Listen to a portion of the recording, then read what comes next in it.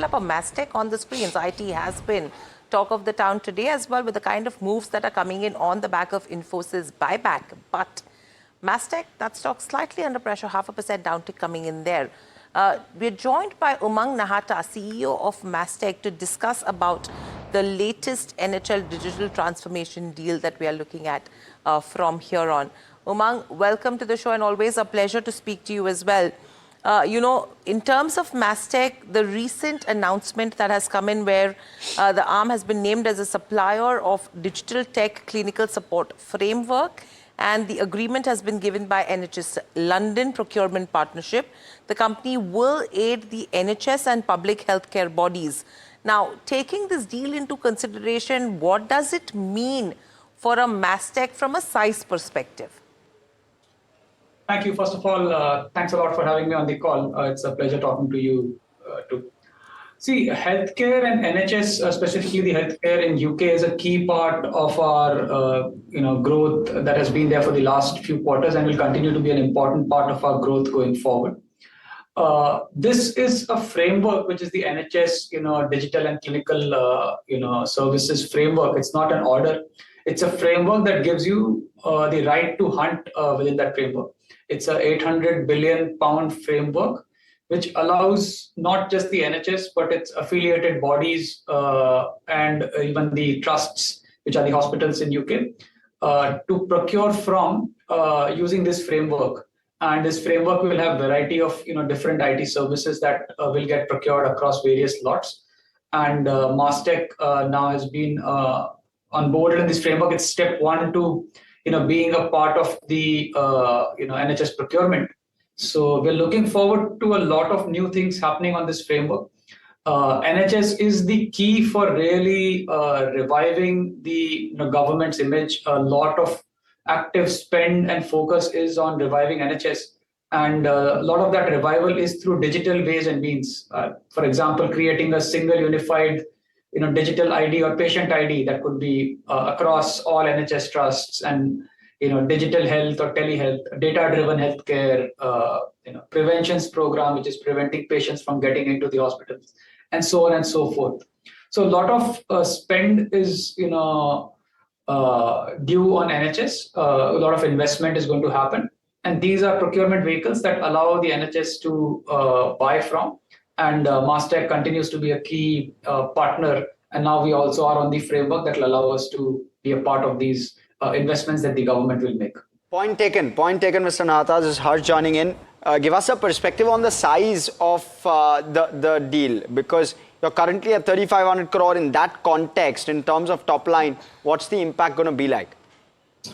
See, the framework overall is £800 billion framework over the next 4 years. Most of the contracts that the government signs within this framework is a 3+1 year kind of contract. Healthcare continues to be a key part of our growth engine. We've doubled the healthcare portfolio, especially our healthcare portfolio in UK. Last year, we continue to look at a very high growth in that segment in this year and in the following years to come. I don't have a specific number for you, but it's an area which is going to be the highest growth area for us, amongst all the sectors that we operate in. Hi, Mahima also joining in. Just want to understand, because this is my understanding as to how NHS London works, because some part of it will be spent by the government as well, and some part will be spent by you. What is that ratio, and what is the approximate amount of investment that you're looking at? So a lot of the spend is with the government. Of course, the government works with partners like ourselves, especially in the new AI and digital wave. It looks forward for partners like us to come out and deliver new concepts, new ideas, new POCs. So, for example, a lot of work that we're doing today is around data-driven, using data breaks and using AI as a technology to deliver some proof of concepts. But a big block of the investment is going to come from the government. The investments that partners like Mastek will make are more around demonstrating how these technologies could be applied in the government's context. Umang, another question I have, which is overall from a business perspective, right? Because currently we're talking about issues in hiring trends that have continued for IT as a sector. There is no clarity in terms of the client budget spends. no major positive trigger that is coming in for IT as a sector in the month of September, because AI investments are still at an infancy stage. And there's a possibility that the FI churn may be seen in the counters from here on, because the FI position, stakes in IT as a sector is at the lowest right now. If you have to take all of these aspects into consideration, where do you see the sector currently and in turn Mastek? And are you seeing a revival? So it's a great question, and a lot piled into the same question. But see, what is happening is our industry is an industry of waves. A lot of technology revolutions really drive the changes and disruption that the industry goes through. AI clearly is a significant disruption in the way we used to do business earlier, especially the IT services side of it. A lot of productivity gain on the technology side, on all the engineering work that we do, from software development to testing to maintenance to everything else that was being done. A lot of AI is being introduced in that kind of work. And hence there is, efficiency gains anywhere from a 10, 20% to 50, 60%, depending upon the kind of programs we're executing. And therefore, it is right for the customers to ask for those kinds of efficiency gains out of their partners who are operating. What it also allows for is there were various areas of their business that were not digitized, where we were not monetizing the data, and newer revenues. So I see this wave in two parts. The part one is where we will have to demonstrate efficiency in the piece of work that has already been assigned to us, demonstrate that those efficiencies, and that will give us the right to ask for more and bigger pieces of work with our clients.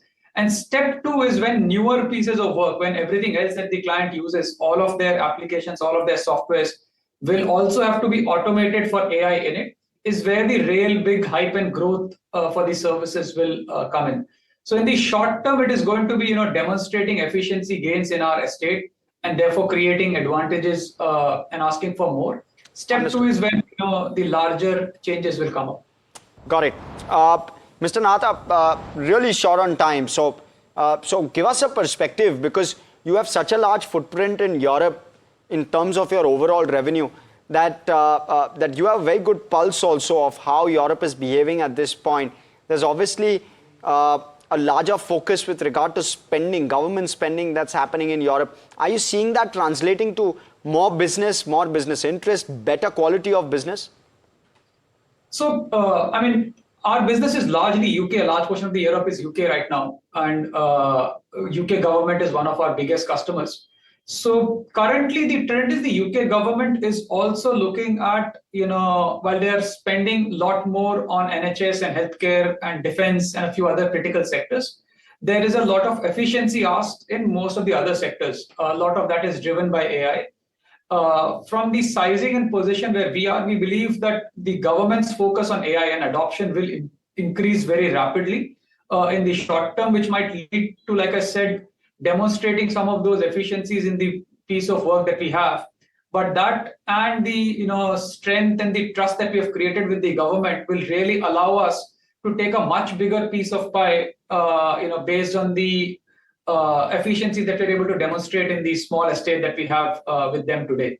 So government will look at efficiency asks. A lot of spend will happen on digitization, but it will be also based on a lot of efficiency, both in terms of government processes, also in terms of their engineering spend.